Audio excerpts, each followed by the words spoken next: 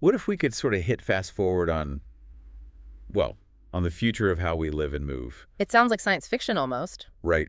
But look, there's this proposal now in Colorado, a $10 billion initiative, and it's aiming to do pretty much that, completely overhaul infrastructure. $10 billion. Yeah.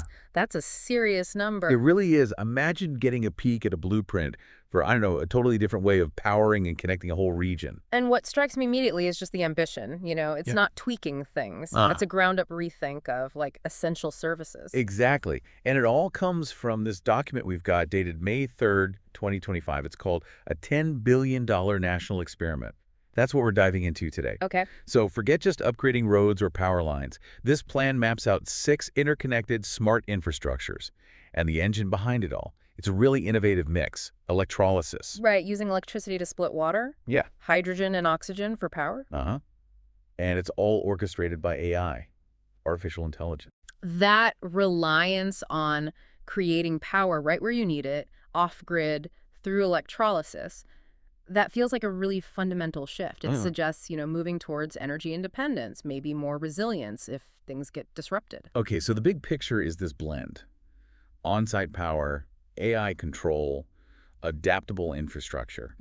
Our job now is to unpack these 6 systems they're proposing. And figure out how this public-private thing would actually work. Yeah, and the money side too, the potential financial landscape. We're talking about what could be hopefully some aha moments about the future. Sounds good. So with that massive vision out there, where should we start digging in? Let's start with something absolutely basic, water.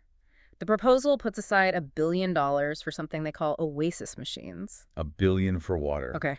And the document, it really focuses on the pressure on water resources, doesn't it? It does, especially for farmers, obviously, but also data centers. They use a surprising amount of water. I heard that. Yeah, and it highlights how these demands are really starting to stretch local supplies thin in places. So what are these oasis machines? What's the core idea? The concept's actually pretty neat. They capture water vapor just straight from the atmosphere and then condense it into clean, usable water. The document stresses that the amount of water vapor in the air is, well, essentially limitless. Limitless water from the air. It still sounds a bit sci-fi. Doesn't it? But they mention a side benefit, too. Something about fires. Precisely. The idea is, by keeping structures and maybe the areas around them a bit moist, these machines could actually help prevent forest fires from spreading or starting. Huh. Like a proactive defense layer. Exactly. Now think about the scale. That $1 billion, the proposal says, could fund 10,000 of these units. 10,000. Wow. And each one is projected to generate around 5,000 gallons of water per day. Okay, do the math. That's 50 million gallons daily. 50 million gallons. It's an astonishing amount. Really under 1 cent per gallon. Seriously, less than a penny. Yeah. They compare it directly to current industrial water costs, hinting at a huge economic advantage. And they throw in that stat, too, about future water stress. Right. The projection that by 2030, over half the world's population could be facing severe water stress. It really puts the potential impact of something like this into perspective, doesn't it? It absolutely does. Okay, so shifting from water, this fundamental need, to the infrastructure for our digital lives. The next $1 billion is aimed at AI data centers and an AI-driven fiber optics network. Right, and this section kicks off with a pretty bold claim from a big accounting firm. Yeah, the prediction that AI's economic output will soon be bigger than China and India combined. Which definitely sets the stage for why data infrastructure is so critical. Absolutely. So the plan is to link 25 towns with these AI data centers using a 210-mile AI fiber optics network. And it's not just standard fiber, is it? And the metaverse, holographic TV, virtual reality, it's not just faster downloads. No, it's enabling totally new ways to interact with tech and each other. And how are they planning to physically install this fiber?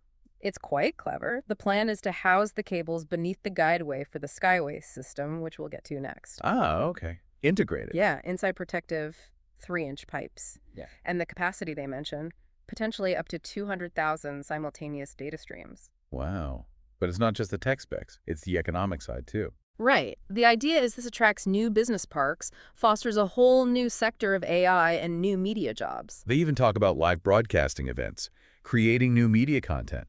It paints a picture of a real tech and economic hub growing along this corridor. So beyond just the cool tech, you have to ask, what's the broader economic ripple effect of that kind of connectivity? Yeah, exactly. Which, as you said, leads us right into the third piece, and it's the biggest investment, $5 billion for the Skyways transport system. And this hits a major pain point in Colorado, that I-70 corridor congestion. Oh, yeah. Especially with, what was it, over 10 million skier visits in 2022? Exactly. And they even mentioned the talk about adding a $15 surcharge just for cars driving that route. So the Skyways.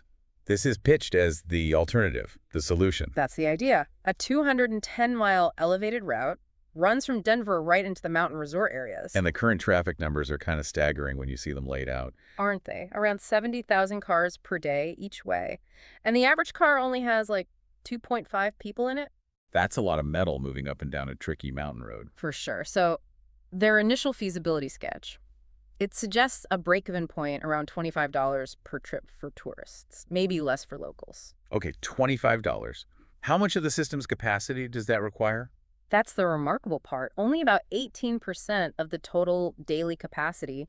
They estimate they could handle 120,000 riders each way over 10 hours. So lots of room there. Seems like it. And they do note that prices would likely adjust over the system's 30-year lifespan. But it's not just about passengers paying fares, right? They're building in other revenue streams. Correct. They're counting on revenue from cargo transport, mostly at night. Makes sense. Plus, the fiber optic media network we just discussed, that generates income. And even a smart grid integrated into the Skyways platform itself.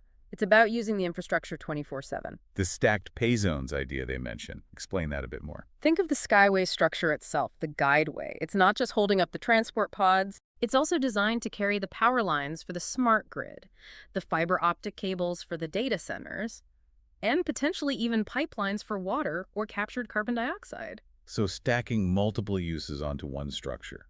More bang for the buck. Exactly. Makes the whole thing more efficient, more economically viable. Co-location is key. And getting from the Skyways station into town, how does that work? That's where the local circulators come in. Yeah. Basically, driverless vehicles. Autonomous pods or something. Yeah, connecting each station to the local town on dedicated paths. All managed by AI, likely through your phone. Seems like a pretty seamless system, potentially. Okay, so that covers transport. What's next on the list? Number 4 is $1 billion for a smart grid. This is about making electricity movement smarter, more efficient. So less about generating power, more about managing it. Well, both, but the smart part is largely software, enhancing how electricity moves. But they do propose an interesting power source along the Skyways route. These hydrogen motors. Hydrogen motors. Okay. They suggest a pretty high potential power output per mile, but they also note that, initial needs, say for farming along the route, might be much lower. So they're building in future capacity, room to grow. It looks that way. Building in headroom. The initial budget covers generation in 5,000 of these machines and an AI-managed distribution system extending about a mile on each side. So a focused start with room for expansion. Exactly, as new communities maybe pop up along the route. Okay. Next up, number 5 tackles a huge global issue. Carbon. $1 billion for a carbon capture industry. Yeah, and the document hits this hard right away.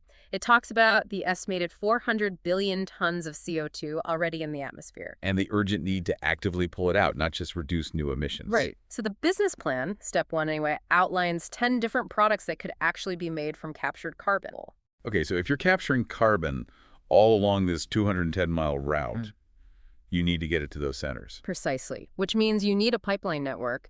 They suggest maybe one processing center every 10 miles or so, connected by pipelines. It's a big infrastructure build in itself. But it directly takes on that legacy CO2 problem. It aims to, yeah. Okay, finally, number 6. Another $1 billion, this time for automated delivery. Which makes sense. We see automated delivery growing everywhere. Right. The proposal acknowledges that trend, and it outlines how this service would use the Skyways Guideway during off-peak hours. So nighttime mostly. 9 p.m. to 6 a.m., something like that. That's the window mentioned, yeah. While passenger traffic is low, goods could be moving efficiently along the main Skyways route. Using separate entry and exit points into warehouse districts, I assume? That's the idea. And then for the final step, that last mile delivery. Driverless vans on the streets. Exactly. A fleet of autonomous vans handling the local street-level deliveries. And this isn't just a nice add-on, is it?